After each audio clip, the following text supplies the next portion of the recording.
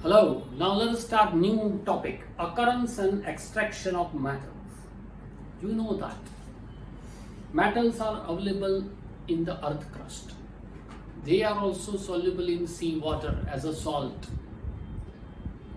In earth crust, when you dig out the earth crust, you can find the different compounds because metal cannot remain in free state. They react with other non-metal or a group of metal or group of non-metallic oxides and form complex compound. So inside the earth crust we will get complex compound. These complex compounds are known as minerals. The complex compounds which are found in the earth crust due to temperature and pressure are inside the earth crust. And main metal reacts with other group of atom, it forms minerals. Sometimes mineral reacts with another mineral because if inside heat and pressure is more, then mineral reacts with other mineral and form very complex compound, the big compound. This is known as ore. Okay, it is also known as what? Ore. So occurrence will be like this. Ore means what? Mineral means what? Now, extraction. When you get mineral and ore from the earth crust, then we have to enrich it. This is called enrichment of an ore. Enrichment of an ore is what?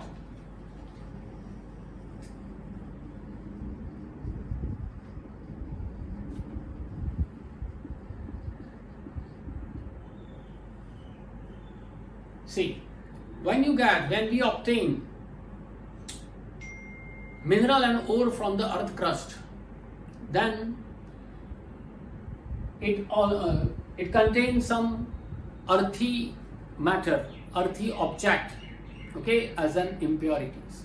As for example, pebbles, dust particles, some residue, fossils of plants, fossils of animals also. So we have to remove this. This dust particles, earthy matter, earthy object and fossils, earthy objects are called earthy matter, are called fossils, particles or parts of fossils. They are found along with matter. We have to remove this. All these are impurities.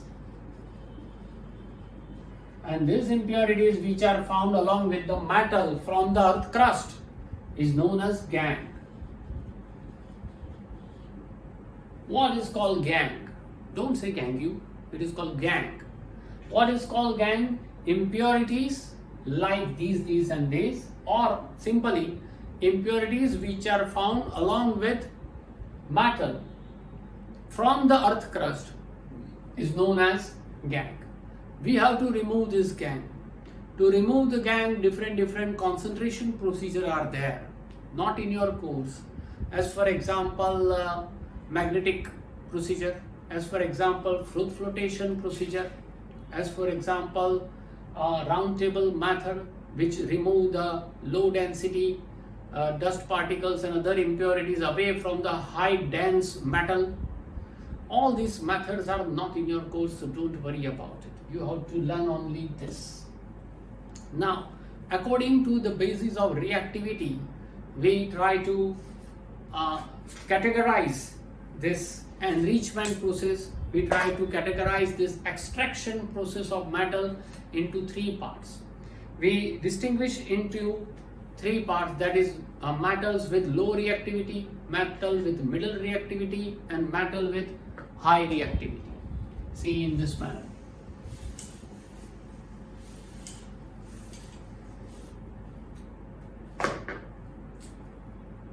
So we obtain ore from the earth crust.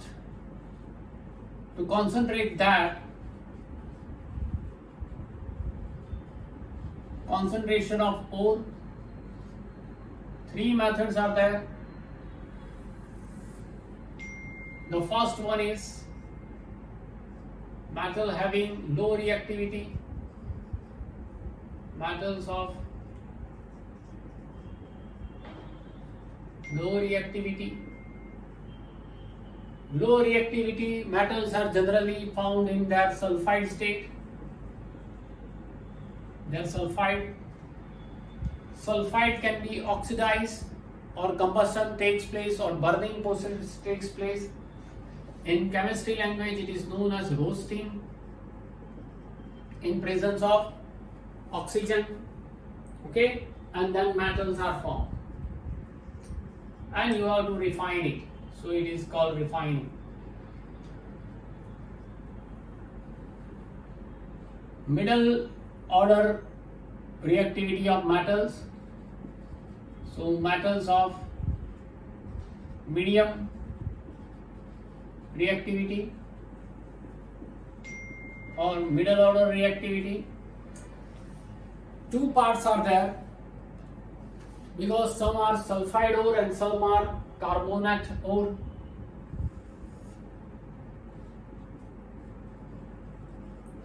Sometimes carbonate ore is obtained and sometimes their sulfide ore is obtained. Carbonate ore undergoes calcination. The procedure is known as calcination that we will see. And after this calcination, oxides are formed, sulfide like this, roasting.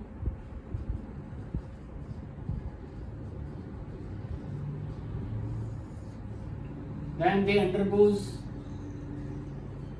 oxides of metal or refining of metal. Okay, oxides of metal reduce and afterward it will be purified. So it undergoes reduction and after that we say purification. Now metals of high reactivity.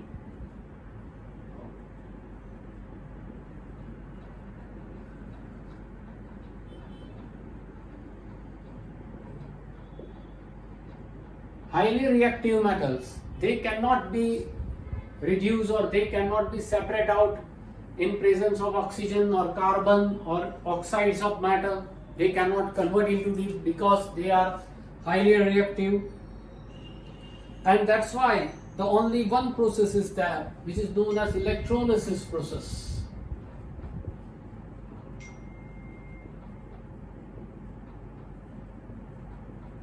And afterward pure metal is formed. So these three methods are there. We categorize into three parts. Now afterwards we will start the first one, that is called extracting metals low in the activity series. Means low reactivity, after that medium reactivity and then high reactivity.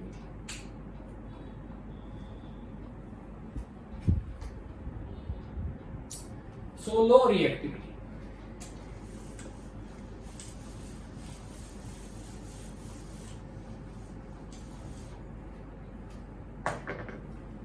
Low reactivity, that is called sulfide ore.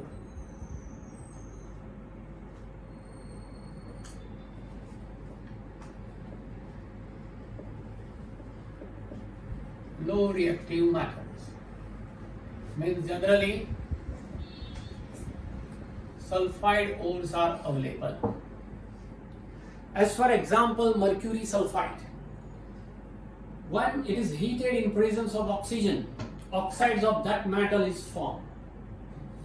Mercury sulfide, HgO. When it is heated in presence of oxygen, heating, okay, mercury sulfide, HgS.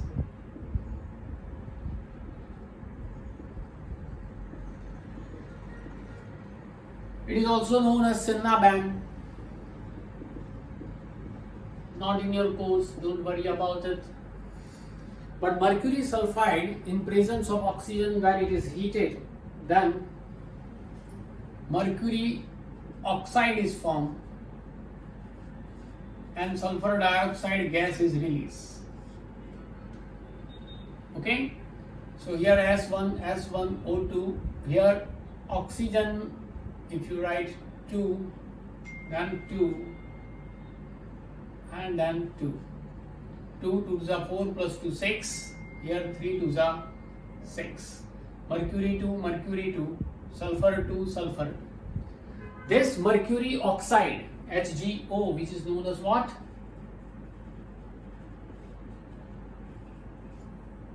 Sulfur dioxide moves up in the air as a gaseous form.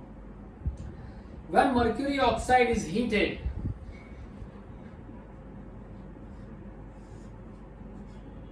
delta is the sign of heating. Mercury is formed and oxygen is released. In this way, we can get pure mercury. Only 2 steps. Sulfide can convert into oxide, and oxide is heated, we can get mercury. Okay? Another example, like copper sulfide. Instead of mercury sulfide, if you take copper sulfide, then copper sulfide Cu2S reacts in presence of oxygen, then it forms what? Copper oxide, Cu2O, and sulfur dioxide gas is released. Very interesting. 2, oxygen here 3, and sulfur 1. So multiplied by 2, 1 is 2 plus 4. So here 2 to the 4, 2 sulfur, 2 to the 4 plus 2 6. So here it is 3. Now this copper oxide Cu2O, okay, this copper oxide when reacts with extra amount of copper sulfide Cu2S, and when it is heated, extra amount of copper sulfide, this is copper oxide. This is what? Copper sulfide.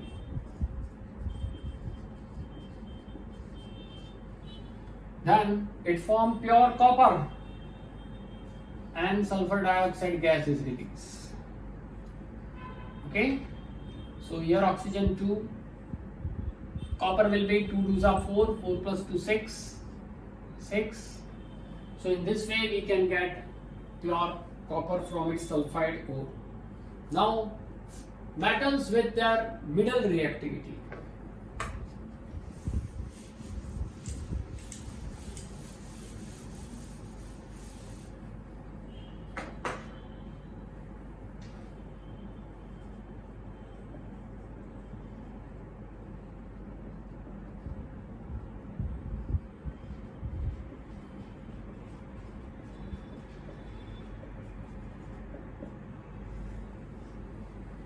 Middle reactivity. See, as for example, iron, zinc, lead, copper, they are medium reactive. Okay, so 2 methods are there: roasting and calcination. Roasting, first we start with roasting. Roasting means supplying heat energy. As for example, sulfide ore, zinc sulfide.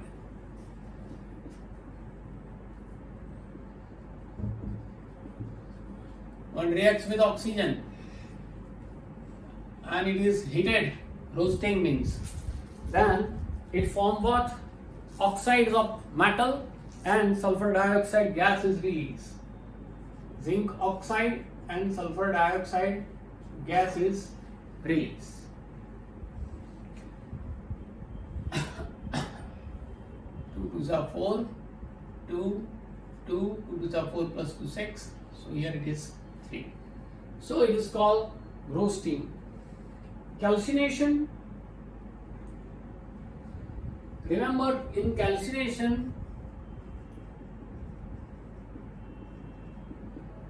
carbonates are always there, and that's why it is known as calcination. As for example, zinc carbonate, when it is heated, this is called what?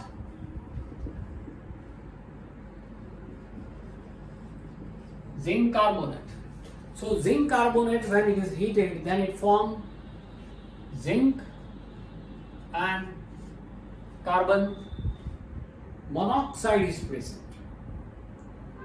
Zinc carbon dioxide, so here we write 2 and oxide. Zinc oxide is present. When this zinc oxide reacts with carbon, which is also known as coke, which is called carbon reduction. It is also known as what? Carbon reduction. Means carbon reduce this oxygen, take this oxygen and form zinc, and carbon monoxide is formed. So in this way we can get pure zinc. This is the calcination, most important for exam point of view, which is also known as carbon reduction. Now the most important example of carbon reduction is given in your textbook on page number 52, is that some metal cannot remove another metal with oxygen or carbon, means roasting and calcination, because they are highly reactive or more reactive. So they need what? Another more reactive metals, which are more reactive than themselves. So the process is known as reduction of metal with metal. Reduction of metal by the metal. Highly reactive metal reduce another low reactive metal. That is called reduction of metal by the metal. As for example, manganese dioxide reacts with aluminium. It forms what? Aluminium oxide, and pure manganese is released. Here 2 3s are 6, 3 2s are. Tremendous amount of heat energy is also released. Another example, like iron oxide Fe2O3, when reacts with aluminium, it gives Al2O3 and iron is released. So 3, 2 aluminium, 2 iron, and tremendous amount of heat energy is released. And that's why this iron or manganese are found in molten condition. Molten iron. Okay? And so this method is useful to fill up the crack in the railway track, to fill up the crack in the machinery. Okay? Iron machinery. This method is most IMP. Because suppose there is a crack in the railway track, then to fill up this crack is very tedious work and most difficult work, because we need a molten iron. Do you know that the melting point of iron is 1539 degrees Celsius, 1539 degrees Celsius approx. At this temperature in the factory, suppose you get molten iron or liquid iron, and if you bring this liquid iron from factory to the railway track where the crack is formed, then once again it becomes hard. So it is very difficult to fill up the crack. So this method is applied at that time. If iron oxide and aluminium reaction takes place nearby this railway track where the crack is formed, then at that place we can get molten iron without applying extra fuel, because to obtain 1539 degrees Celsius tremendous fuel is obtained. But because of this reaction, high amount of heat energy is produced, and under the effect of this heat energy, the iron is converted to liquid state. So that's why in a crucible, crucible means furnace, bhatti. In a crucible, this reaction will take place in presence of magnesium ribbon. Okay, this is the catalyst, and so this procedure is known as thermite process because it was invented by scientist Goldsmith.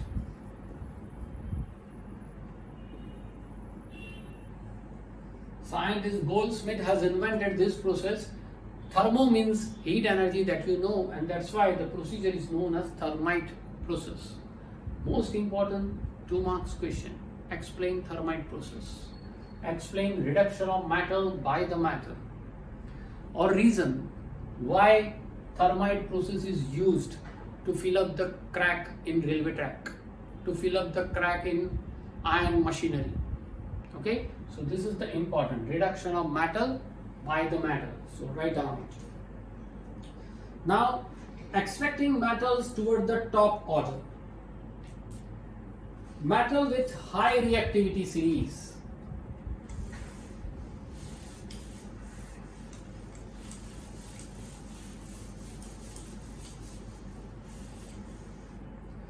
Metal with high reactivity series,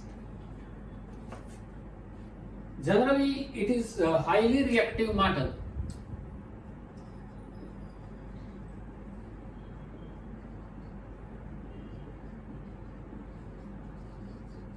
Highly reactive metal like potassium, sodium, calcium, barium, magnesium, etc. This highly reactive metal cannot separated in presence of oxygen, simply heating, roasting. It cannot be separated in presence of carbon or carbon reduction. It cannot be separated by metal. Okay, means thermite process. So special type of procedure can take place. This is known as electrolytic procedure. Electrolysis is what? In a beaker, in a special type of beaker, take suppose sodium, positive ion, gain 1 electron and convert into sodium metal. At the same time, chlorine release electron and converts into chlorine ion, and it converts into chlorine gas. So this takes place at cathode, means negative pole. This takes place as anode, that is positive pole. So in this way, if ion is formed, sodium ion converts directly, ionic form of metal, if converts into pure metal, then we can get 99.9% pure metal. Method is not given in your textbook, but above all, most IMP refining of metal is given. Okay, see here, refining of metal.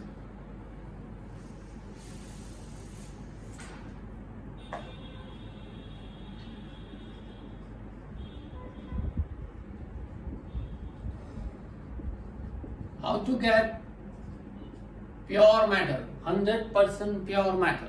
How to get it? Okay, the method is known as electrolytic refining. Here the example is given about copper.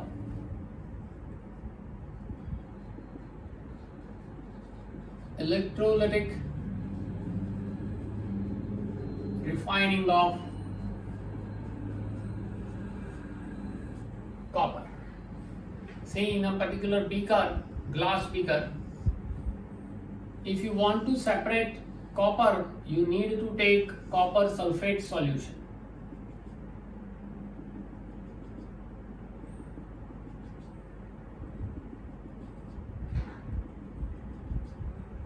CuSO4 solution. This is known as what? Electrolytic solution.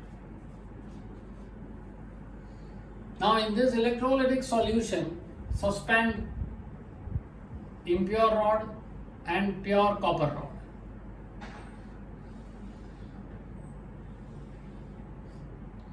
Like this is impure copper rod,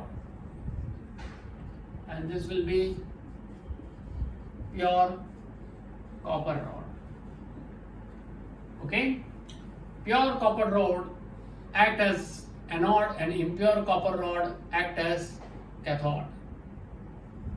Cathode means negative, anode means positive.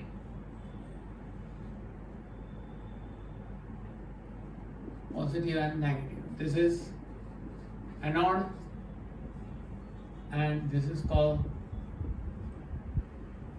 cathode. Sorry, I made a mistake.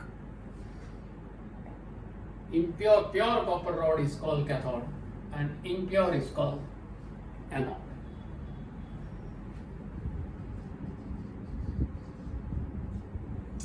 Now see what happened. Supply a proper voltage of electric current, then this copper sulfate solution dissociate electricity and converts into copper ion and sulfate ion. From this pure copper rod, there is a copper ion in a purest form, and impure copper rod, impurity is continuously passed on. Here it is a copper rod, so most of the amount inside this rod is copper. So this copper, Cu, copper means metal, metal possesses positively charged particle. This positively charged particle moves towards negative pole and stick to the negative pole. Cathode is negative, this positive ion moves towards the negative ion, attract towards the negative ion and stick to this. Slowly, gradually, this rod become melted. Okay, what happened? Other impurities settle down at the bottom here, exactly below the anode. So this impurities is also known as anodic mud because they are settled down below the anode. So it is also known as anodic mud. Copper ion, copper release copper ion, also release 2 electron, right? Other impurities reacts with sulfate and settle down at the bottom. Copper converts into copper ion, and this copper positive ion attract towards the negative pole, that is cathode. Cathode is pure, and slowly, gradually, this rod becomes thick and this rod becomes thin. In this way, pure copper is formed, which is in the ionic form, and that's why it is 99.99% pure copper. To get 100% pure metal, zone refining process is there, which is not in your course. Zone refining process, okay, to obtain pure uranium, to obtain pure radium, plutonium, means radioactive element. This type of reaction and method has to be applied, but not in your course. Okay, so refining of metal, electrolytic refining of copper, most IMP 3 marks question, so please be alert. Now we are going towards our last point